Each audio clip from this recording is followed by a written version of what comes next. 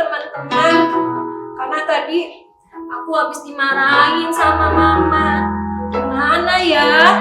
Terus sebentar lagi mau ibadah. Mana ini teman-teman? Aduh, kenapa nih kakak kita yang satu ini ya? Ada apa? Aku lagi sedih Kak Maya, karena tadi aku dimarahin sama mama. Berarti hari ini ya kita kan siap-siap mau ibadah. Jangan hatimu sedih. Berikanlah yang terbaik buat Tuhan Yesus Kristus. Oh gitu Kak. Jadi waktu mau ibadah kita nggak boleh sedih. Harus selalu happy seperti ini. Sukacita selalu. Oh gitu. Oke deh Kak. Kalau begitu sekarang kita semua Bersukacita. Walaupun sedih, mungkin kita punya masalah habis dimarahin papa mama. ya Karena walaupun kesalahan kita, tapi kita kan mau datang sama Tuhan Yesus. Iya Ya Kak, kan? betul. Setuju kan, Kak? Setuju. Sudah mulai sukacita? Sudah. Adik-adik yang di rumah bagaimana? Sukacita semuanya? Sudah pastikan sukacita semuanya. Oke, berarti saat ini sudah siap ya kita memuji Tuhan. Kita beribadah dengan sungguh-sungguh. Namun sebelumnya adik-adik, mari semua bangkit berdiri. Tinggalkan semua makanan, cemilan, permainan ya. Kita mau fokus datang kepada Tuhan Yesus. Kita memuji Tuhan. Namun sebelumnya kita satukan hati kita. Kita mau berdoa. Bapa di surga yang mulia, kami mengucap syukur untuk semua cinta kasih, kebaikan, perlindungan, dan pemeliharaan yang Tuhan berikan kepada kami. Kami mengucap syukur pada hari ini Tuhan, Engkau boleh menghantar kami untuk kembali beribadah sekolah minggu secara online. Kami mengucap syukur Tuhan, semua adalah karena kebaikan-Mu. Sehingga firman-Mu boleh diwartakan, kami tetap boleh memuji dan menyembah Engkau. Terima kasih Bapa di surga, kami mengucap syukur Engkau akan mengawali ibadah kami dari awal sampai dengan selesainya. Di dalam nama Tuhan Yesus kami mengucap syukur. Haleluya. Amin. Oke, Kak. Sekarang lagunya apa nih? Itu ada matahari Tuhan. Oh, ada matahari. Mataharinya terbit dengan cerah itu ya. Siap ya, adik-adik yang di rumah. Kita memuji Tuhan. Kamu menyenangkan hati Tuhan. Dari terbit matahari sampai pada masuknya, biarlah nama Tuhan dipuji. Dari terbit matahari sampai pada masuknya, biarlah nama Tuhan dipuji. Puji Tuhan, puji Tuhan. Dari terbit matahari sampai pada masuknya, biarlah nama Tuhan dipuji. Dari terbit matahari sampai pada masuknya, biarlah nama Tuhan dipuji.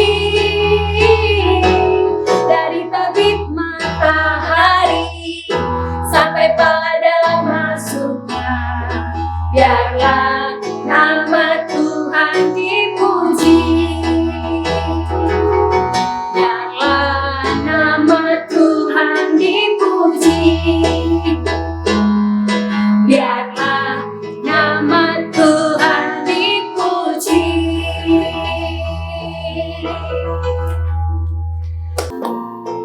Semua adik-adik yang di rumah. Kita memuji Tuhan. Saat iblis menggodaku, aku tolak dia dalam nama Yesus. Saat iblis merayuku, aku pun berdoa dalam nama Yesus. Ku kuat karena kasih-Nya, firman-Nya teguhkanku. Ku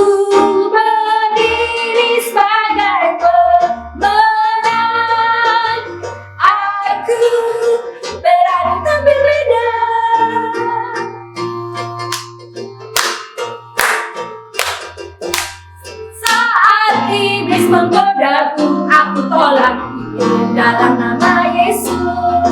Saat iblis merayuku, aku pun berdoa dalam nama Yesus. Ku kuat karena kasih-Nya, firman-Nya teguhkanku. Ku berdiri sebagai pemenang, aku berani tampil beda. Ku kuat karena kasih-Nya, firman-Nya teguhkanku. Ku berdiri sebagai pemenang, aku berani tampil beda. Aku berani tampil beda. Aku berani tampil beda. Semuanya Seru banget, kita semua tampil beda karena Tuhan. Iya, Kak. Ya. Sekarang adik-adik masih semangat semuanya? Masih. Ayo, semua kita akan sedikit berolahraga ya. Kita pergunakan semua anggota tubuh kita untuk memuliakan Tuhan. Siap semua adik-adik? Siap, Kak. Semua pasti gerakin ya, Kak Maya? Iya, betul. Tanganku ke depan, tanganku ke belakang, tanganku ke depan dan digoyang-goyang sambil bertepuk tangan puji Tuhan bersama-sama. Kakiku ke depan, kakiku ke belakang, kakiku ke depan dan digoyang-goyang sambil bertepuk tangan puji Tuhan bersama-sama. Kepalanya ya, kepalaku ke depan, kepalaku ke belakang, kepalaku ke depan dan digoyang-goyang sambil bertepuk tangan puji Tuhan bersama-sama. Gunakan jarimu, jarimu ke depan, jarimu ke belakang, jarimu ke depan dan digoyang-goyang sambil bertepuk tangan puji Tuhan bersama-sama. Sambil bertepuk tangan puji Tuhan bersama-sama. Sambil bertepuk tangan puji Tuhan bersama-sama. Nah, Vivi, Ya, sekarang kita persiapkan hati kita betul. untuk mendengarkan firman Tuhan. Betul. Untuk adik-adik tadi sudah bangkit berdiri. Sekarang kami undang adik-adik untuk duduk kembali ke tempatnya, duduk yang manis. Kita mau mendengarkan firman Tuhan. Kami percaya bahwa adik-adik semua sudah siap untuk mendengarkan firman Tuhan. Kita nyanyikan pujian ini ya adik-adik ya. Bersama-sama dengan papa mama juga yang ada di rumah. Ku tak membawa apapun juga saat ku datang ke dunia. Ku tinggal semua pada akhirnya saat ku kembali ke surga.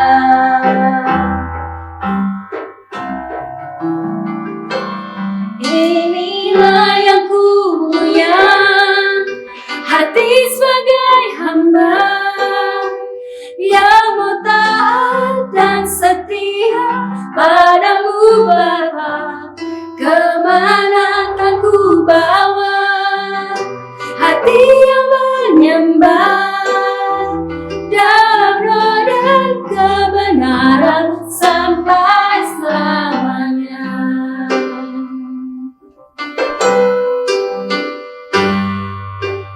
Ku tak membawa apapun juga saat ku datang ke dunia.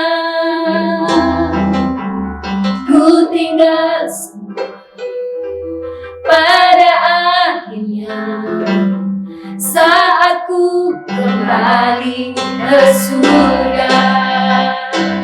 Inilah yang ku punya, hati sebagai hamba yang mau taat dan setia padamu Bapa. Kemana akan ku bawa hati yang menyembah dalam roh dan kebenaran sampai selamanya. Inilah yang ku punya, hati sebagai hamba yang mau taat dan setia padamu Bapa.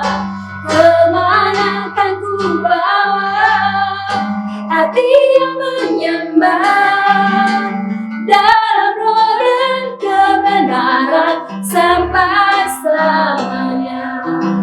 Dalam roh dan kebenaran sampai selamanya. Dalam roh dan kebenaran sampai selamanya. Shalom, halo adik-adik semua, senang sekali Kak Esther bisa ketemu lagi dengan adik-adik. Sekarang kita mau mendengarkan firman Tuhan ya. Tapi sebelumnya kita berdoa dulu, lipat tangannya, tutup matanya. Kita mau siapkan hati, duduk dengan manis, kita berdoa. Mari kita berdoa. Tuhan Yesus, terima kasih hari ini kami boleh mendengar firman-Mu. Kami mau menjadi anak yang dengar-dengaran akan firman-Mu, yang mendengar firman-Mu dan memasukkannya di dalam hati kami dan kami bisa melakukannya dalam kehidupan kami. Berkati setiap kami yang mendengarkan firman-Mu, berkati hamba-Mu juga yang menyampaikan firman-Mu. Biarlah kami semua menjadi anak-anak yang mau melakukan apa yang Kau mau. Dalam nama Tuhan Yesus kami berdoa. Amin. Sudah siap semuanya? Kita mulai ya. Hari ini Kak Esa mau cerita. Apa ya ceritanya? Hari ini Kak Esa mau tanya dulu sebelum cerita. Pernah enggak kalian itu disakiti sama orang? Hah? Disakitin gimana? Misalnya di sekolah ada yang ngejek, gitu ya, diam-diam terus, kamu kok gitu sih, jelek deh. Pernah nggak kayak begitu? Semoga nggak pernah ya. Atau aku nggak pernah diejek Kak, tapi aku pernah dicuekin. Misalnya ya, mau main bareng, ada yang lagi main bareng, terus mau ikut main, aku mau ikut. Terus nggak dicuekin aja, nggak diajak main, terus ditinggal. Pernah nggak kayak gitu? Semoga gak pernah ya. Atau aku gak pernah diejek, gak pernah dicuekin, tapi aku pernah digosipin Pak. Kalau aku lewat itu teman-temanku langsung bisik. Pernah gak mengalami satu dari 3 hal itu? Esther harap gak pernah ya. Tapi hal-hal seperti itu kadang terjadi loh dalam kehidupan kita. Esther pernah gak mengalami? Pernah dong. Nah, terus enaknya gimana coba? Misal ya, kalau teman-teman di sekolah misalnya ya, dijahatin teman misalnya, pas lagi jalan asik-asik dijagal, gebrak jatuh. Terus kira-kira enaknya bagaimana? Jagal balik, jatuhin temannya? Atau kalau misalnya ada teman pukul gitu ya, terus balas begitu? Kira-kira apakah begitu responnya? Nah, Kak Esa mau tanya, kalau kita balas orang yang berbuat jahat sama kita, apakah masalahnya selesai? Coba dipikir baik-baik. Kalau kita balas orang, apakah masalahnya selesai? Begini ya, di sekolah misalnya ya, kamu dipukul sama teman, begitu ya, terus kamu marah ya, rasanya itu mendidih di hati gitu ya. Terus kamu gak bisa tahan, kamu balas lagi, gitu. Kira-kira kamu lapor sama guru gitu ya. Bu guru, aku dipukul sama teman. Oh ya, kamu dipukul di mana? Aku dipukul di sini. Sakit nggak? Sakit. Terus kamu bagaimana? Tak balas Bu. Kira-kira masalahnya selesai nggak? Apakah terus bu guru, kasihan kamu ya? Kasihan. Sini mana temanmu yang mukul bu guru hukum? Apakah bu gurunya begitu? Pasti enggak ya. Yang dihukum siapa? Ya dua-dua. Yang pukul dan yang balas. Kalau sama-sama pukul, ya berarti dua-duanya ya yang dapat konsekuensi. Makanya kalau kita membalas kejahatan dengan kejahatan, masalahnya nggak akan pernah selesai. Yang ada tambah panjang, nggak selesai. Nah, lalu bagaimana? Yuk kita belajar yuk. Hari ini kita belajar dari seorang tokoh yang sangat terkenal karena dia itu walaupun disakiti sedemikian rupa, dia itu bisa tetap mengampuni. Terkait siapa? Ini Kak Esther kasih gambarnya dulu. Kalau dari bajunya aja kira-kira bisa tebak nggak ini? Oh, dia ini terkenal karena dia punya jubah yang keren sekali. Jubah yang paling keren mungkin ya di antara keluarganya. Bisa tebak ini siapa? Namanya Yusuf. Hari ini kita belajar tentang Yusuf ya. Yuk kita belajar sama-sama. Sudah pada tahu kan ceritanya Yusuf? Nah, ini anggaplah ini Yusuf ya. Waktu Yusuf masih sangat muda, Yusuf itu paling disayang sama papa. Lalu karena saking disayangnya, saudara-saudaranya iri semua sama Yusuf. Suatu hari ketika Yusuf mengunjungi saudara-saudaranya, yang sudah kadung jengkel ini ya, ini dia anak kesayangan papa. Yuk kita usirin yuk. Usirinnya nggak cuma diusirin, jadi Yusuf itu diangkat, digendong begini ya, lalu diapain? Dicemplungin ke dalam sumur. Horor gak sih? Pernah nggak kalian kecemplung di kolam renang? Itu aja horor ya, apalagi sumur loh. Itu pasti gak enak banget. Dasar airnya nggak bersih, mungkin dasarnya juga nggak empuk gitu ya, kedebuk gitu ya. Pasti nggak enak banget. Nah, tidak cuma itu aja. Bukannya setelah tolong aku, bukannya ditolong, tetapi begitu diangkat dari sumur, diapain diangkat dari sumur? Dipulangin, dikeringkan, dihanduki, dikasih minum, minta maaf kakaknya. Boro-boro, enggak ya. Apa yang terjadi? Setelah dicemplungin di dalam sumur, kakaknya tuh melihat ada rombongan yang akan ke Mesir. Lalu Yusuf ini nggak dipulangin, tapi diapain ini tulisannya? Bisa baca nggak? Sale. Yusufnya di sale itu diapain? Dijual loh, barang kali ya dijual ya. Yuk ya, dijual. Oh, Yusufnya kelihatannya badannya kuat, masih muda, kinis ya. Jadi waktu itu ditawarkan untuk dijual, ada yang beli, dibawalah Yusuf untuk dijual di pasar budak. Wah, pernah ke pasar ya? Dijual, dibeli. Ini budak yang sangat kuat, dia masih muda, badannya masih sehat, dibeli. Kalau jadi Yusuf kira-kira adik-adik perasaannya bagaimana? Pasti sedih sekali ya, Bapakku. Aku sudah dicemplungin sumur, nggak ditolongin, mana dijual. Kalau Kak Esther jadi Yusuf pasti rasanya sudah hancur hatinya ya, berkeping-keping. Rasanya kepingin nangis, meraung-raung, belum ya. Nah, tapi saat Yusuf ingin nangis belum itu, tangannya diikat, dia jadi budak, dia nggak bisa ngapa-ngapain. Ya, nah itu yang terjadi sama Yusuf. Lalu apa yang terjadi kemudian ya? Apakah ketika dia jadi budak, kemudian dia jadi budak yang seenaknya sendiri? Aku jadi budak ini bukan karena mauku, ini aku dipaksa, aku tak kerja sembarangan aja, atau aku kabur aja. Malam, terus aku kabur. Apakah Yusuf begitu? Jangan salah, Yusuf tidak begitu. Meskipun Yusuf jadi budak, Yusuf jadi budak yang mantap ya, sampai jadi budak terbaik, yang paling taat, yang paling menghormati, yang kerjaannya paling beres. Hebat nggak? Pada hatinya sakit sekali, tetapi dia bisa menjadi budak yang sangat hebat. Apakah penderitaannya Yusuf selesai? Happy end hidupnya jadi budak teladan? Ceritanya belum selesai. Ternyata kemalangannya masih berlanjut. Ketika dia menjadi budak, ketika dia diangkat sama tuannya, menjadi kepercayaan tuannya, ada aja masalahnya ya. Kemudian dia difitnah telah mengganggu istri tuannya. Nah, karena dia dituduh difitnah, akhirnya dia dimasukkan ke dalam penjara. Waduh, kasihan banget gak sih hidupnya si Yusuf ini? Bayangkan ya, cemplung sumur, dijual, difitnah, sekarang di penjara. Wah, kalau jadi Yusuf pasti itu sudah keriting ya, sudah dendamnya itu di sini itu membara gitu ya.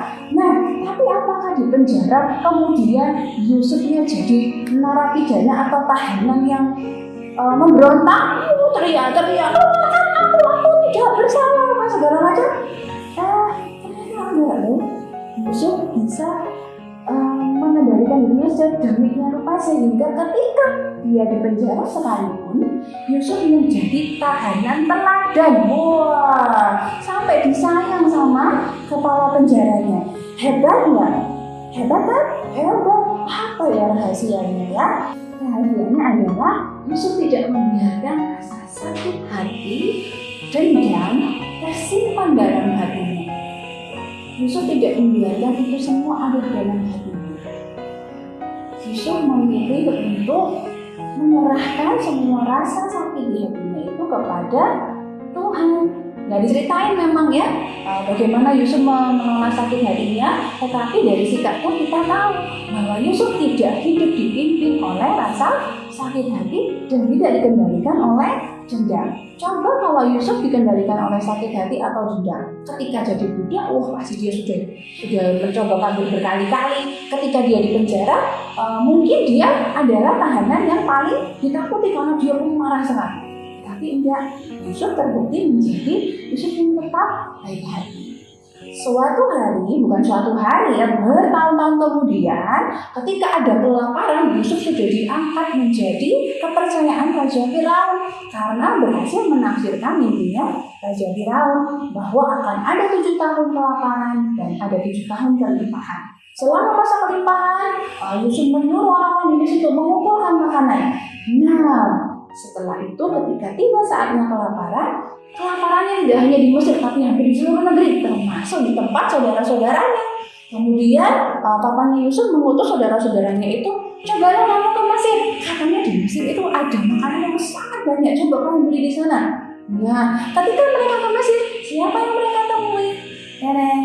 Yusuf dong, Yusuf yang mereka temui karena Yusuf penguasa di sana pada waktu itu. Nah, ketika Yusuf melihat saudara-saudaranya datang mau mencari makan, bagaimana reaksi Yusuf? Apakah Yusuf kemudian, yes, tiba waktunya aku akan balas kalian semua? Apakah Yusuf begitu? Enggak, Yusuf tidak membalas dendam.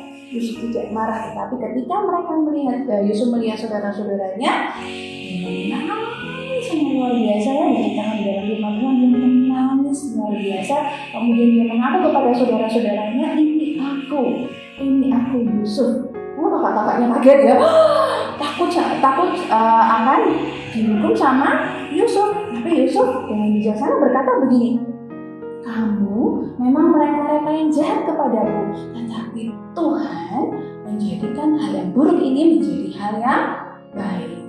Nah, siapa yang mau seperti Yusuf? Mau ya?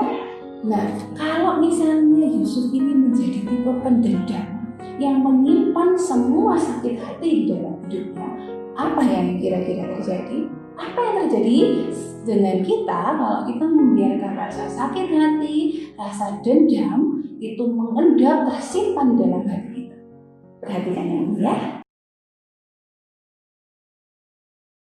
Kak Esther punya beberapa barang di sini. Yang pertama, botolnya sudah Kak Esther lubangin, lalu Kak Esther kasih sedotan di sini. Bayangkan saja ini adalah hati kita. Ini hati kita ya. Nah, kalau kita kemudian disakitin orang, kemudian kita simpan di dalam hati, kita nggak mau memaafkan, ini ya, kita simpan dari orang. Kalau ada orang yang ngejek kita nggak mau maafin, berarti kita simpan itu di dalam hati kita. Lalu kalau ada temen yang nggak mau main sama kita, yang musuhin kita juga nggak mau maafin, kita simpan dendam. Awas ya kamu ya, ini ya, kita simpan rasa itu di dalam hati kita. Seperti ini ya, berarti tambah ya kandungan gak beresnya ya. Lalu kalau misalnya ada temen gosipin kita nggak mau ngampuni, kita simpan, kita memilih sakit hati. Suatu saat nanti, itu ya sudah merencanakan dendam, maka itu ibaratnya kita terus menaruh racun di dalam hati kita. Kenapa? Karena sakit hati, dendam itu meracuni hati kita. Nah, kalau sudah begini, kira-kira kalau hati kita sudah kayak begini warnanya, sudah hitam begini warnanya, apa yang akan terjadi dengan kita? Kalau hati kita tidak baik, yang keluar dari mulut kita, yang keluar dari tindakan kita juga bukan hal yang baik. Sama dengan pohon, hati kita juga mencerminkan perkataan dan perbuatan kita. Kalau hati kita ini hitam, maka perkataan kita juga tidak akan bisa memberkati banyak orang. Kalau hati kita ini hitam, maka tindakan kita juga pasti bukan tindakan yang mendatangkan berkat. Lalu kalau sudah begini bagaimana ya Kak Esther ya? Kita harus mengeluarkannya. Bisa kita mengeluarkannya sendiri? Tidak bisa. Saat hati kita sudah penuh dengan noda dosa, kita tidak bisa membersihkannya sendiri. Kita perlu siapa? Kita perlu Tuhan. Kita perlu Tuhan dan kita perlu Roh Kudus untuk memampukan kita. Kita perlu berdoa. Kita perlu meminta pertolongan Roh Kudus untuk mengeluarkan semua kotoran yang ada di hati kita. Bagaimana Roh Kudus bisa menolong kita? Perhatikan berikutnya ya. Saat kita berdoa, kita meminta Roh Kudus, kita menyerahkan isi hati kita kepada Tuhan, kita menyerahkan dendam, kita menyerahkan sakit hati kita kepada Roh Kudus, maka Roh Kudus yang akan mengerjakan segala sesuatu di dalam hati kita. Maka Roh Kudus yang akan menolong kita untuk membersihkan hati kita bebas dari segala perasaan kepahitan. Oke ya? Ibaratnya seperti ini ya. Balon ini ibaratnya Roh Kudus. Apa yang akan dilakukan Roh Kudus ketika kita meminta Roh Kudus untuk masuk dalam hati kita, untuk membereskan hati kita? Coba perhatikan ya, coba perhatikan.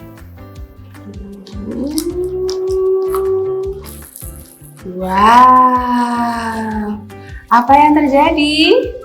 Lihat, hidup kita jadi bersih dari dosa. Nah, ini yang akan terjadi dengan hidup kita. Roh Kudus yang akan menolong kita, membebaskan kita dari segala kepahitan, kemarahan, dan dendam. Kalau diri kita sendiri menyembuhkan diri kita sendiri itu tidak bisa.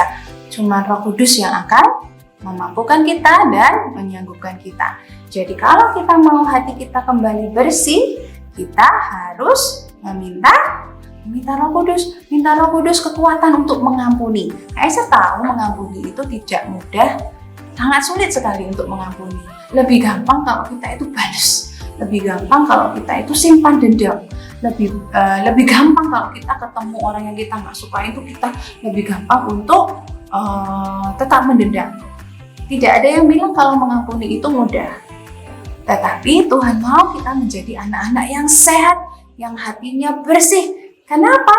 Karena kalau hatinya penuh dengan kepahitan dendam itu racun, itu bisa mempengaruhi keseluruhan tubuh kita. Tubuh kita bisa sakit karenanya. Tuhan nggak mau kita sakit, Tuhan nggak mau kita menderita akibat dosa. Tuhan mau kita bebas, ya. Jadi jangan lupa untuk selalu mengingat kepada Tuhan apa yang telah Yesus lakukan di salib. Jika kita meminta Tuhan untuk ada di dalam hati kita, maka Roh-Nya yang kudus juga akan ada di dalam hidup kita, yang akan menerangi jalan kita, yang akan memimpin kita kepada seluruh kebenaran. Nah, sekarang diingat-ingat, selama ini ada nggak teman yang masih belum bisa diampuni? Mungkin dia itu terlalu jahat, sebenarnya atau dia itu terlalu nyebelin untuk diampuni? Ada nggak? Coba dipikir, diingat-ingat dulu. Ada nggak ya? Apakah itu teman? Apakah itu saudara? Ataukah ada mama papa mungkin yang marahin kalian? Terus kalian gak bisa terima meskipun padahal mama papa itu lo marahinnya itu lo supaya kalian bisa baik. Nah, coba sekarang diingat-ingat, sudah dipejamkan matamu, coba bayangkan wajahnya orang-orang yang pernah menyakiti kamu. Sudah? Nah, sekarang Kak Esa mau menantang kalian. Mau nggak kalian mengampuni orang-orang itu? Mau nggak hati kalian yang asalnya hitam karena banyak menyimpan dendam, banyak menyimpan kemarahan, dijadikan putih seperti ini? Caranya cuma satu, mengampuni. Dan mengampuni bukan dengan kekuatan adik-adik sendiri, tetapi Tuhan yang menolong kita untuk bisa mengampuni. Oke, yuk kita berdoa. Yuk kita akan berdoa. Kak Esa akan berdoa untuk adik-adik yang mau mengampuni orang-orang yang bersalah kepada adik-adik. Yang mau mengampuni, mari kita tundukkan kepala, lipat tangan, kita berdoa. Tuhan Yesus, saya sudah membayangkan orang-orang yang pernah menyakiti saya. Tuhan, hari ini saya mau mengampuni mereka, Tuhan. Sebutkan namanya ya. Saya mau mengampuni orang yang sudah melukai hati saya. Saya mau bebas Tuhan dari rasa dendam, dari kepahitan. Saya mau hati saya bersih Tuhan. Roh Kudus, tolong saya, mampukan saya untuk mengampuni. Aku percaya Engkau Allah yang akan menolong aku untuk mengampuni. Terima kasih Tuhan, saat ini aku mau melepaskan pengampunan untuk orang-orang yang sudah menyakiti aku. Di dalam nama Tuhan Yesus, aku berdoa dan mengucap syukur. Amin. Nah, kalau sudah mengampuni, apakah rasanya tiba-tiba langsung hilang semua? Nah, itu butuh proses ya. Tiap kali masih ingat, terus ada sakit hati, bilang, aku sudah mengampuni, aku sudah bersih, aku sudah bebas. Jangan biarkan kotoran ini masuk kembali ke dalam hatimu. Oke, sekarang kita akan menghafalkan ayat hafalan ya di 1 Yohanes 1 ayat 9b. 1 Yohanes 1 ayat 9b. Ia akan mengampuni segala dosa kita. Coba ya. Ia akan mengampuni segala dosa kita. Ya, coba lagi. Ia akan mengampuni segala dosa kita. Nah, dihafalin ya sama mama papa di 1 Yohanes 1 ayat 9b. Tuhan akan selalu mengampuni dosa kita. Kalau Tuhan selalu mengampuni dosa kita, maka Tuhan juga mau kita menjadi anak-anak yang mau mengampuni orang lain. Oke, sampai sini dulu. Sampai ketemu di kesempatan berikutnya. Tuhan memberkati. Dah. Nah, halo adik-adik. Kalau adik-adik tadi pengen mencoba percobaan yang Kak Esa lakukan, nah ini yang perlu disiapkan ya. Yang pertama, siapkan botol. Ini botolnya bisa botol apa aja. Kak Esa pilih botol yang kecil aja ya. Lalu siapkan sedotan. Nah, lubangi botolnya sedikit aja, lalu masukkan sedotan ke dalamnya. Pastikan minta tolong mama papa supaya lubangnya ini hanya cukup untuk sedotan. Jadi airnya nanti nggak akan kemana-mana. Seperti ini ya. Nah, lalu apa lagi yang diperlukan? Yang diperlukan adalah air. Nah, siapkan air, kemudian siapkan tempat untuk nanti menampung air yang akan keluar dari botol. Oke, lalu siapkan juga pewarna makanan. Ini Kak Esther ambil warna merah dan warna hijau. Nah, apakah harus pakai pewarna makanan? Oh enggak, air aja juga tidak apa-apa. Lalu siapkan juga balon. Nah, gimana caranya? Kalau tadi memperhatikan baik-baik, pasti ingat ya. Yang pertama, masukkan air ke dalam botol, lalu diberi pewarna, lalu tiup balonnya. Ketika balonnya sudah selesai ditiup, taruh di sini. Nah, taruh di sini, tapi tiup dulu ya. Lalu lepaskan pegangan dari balon perlahan-lahan untuk mengeluarkan air. Nah, selamat mencoba ya di rumah. Kalau tadi lupa, jadinya seperti apa? Dengarkan lagi tadi ya, diulang lagi. Waktu Kak Esther menjelaskan bagaimana air yang ada di dalam botol ini keluar karena ada udara dari balon. Kalau sudah berhasil, di video ya, di video lalu boleh kok di-share sama Kak Vivi. Kita mau jadi YouTuber yang keren ya. Oke, sampai jumpa. Dah.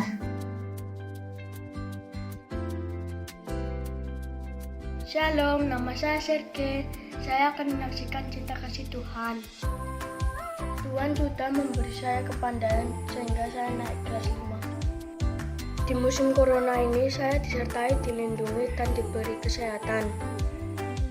Itulah cinta kasih Tuhan yang saya alami. Terima kasih, Tuhan Yesus memberkati. Kebaikan Tuhan kepadaku adalah diberi kesehatan dan diberi kebahagiaan. Yang paling aku suka adalah pada aku ulang tahun, aku diberi PS3 dari saudaranya Papa. Terima kasih Tuhan Yesus.